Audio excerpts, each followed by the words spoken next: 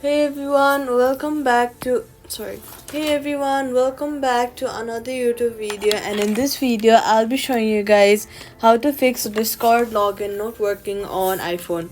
First, check your internet connection. Make sure your sorry. First check your credential First, check your credentials. Make sure your email, username, and password are correct. Next, check your internet connection. Try switching between Wi-Fi and mobile data to rule out network issues. Next, go ahead and open your App Store, search for Discord, and then see if there's an update button available. Sometimes login issues happen because you are using the outdated version of the app. Updating it ensures you have all the latest files and bug fixes.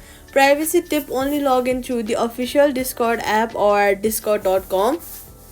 Quick fix: if it still fails, reset your password using forgot password. Try logging in through Safari instead of the app. Contact Discord support if your account appears locked or unproven. And that's it. Subscribe for more fast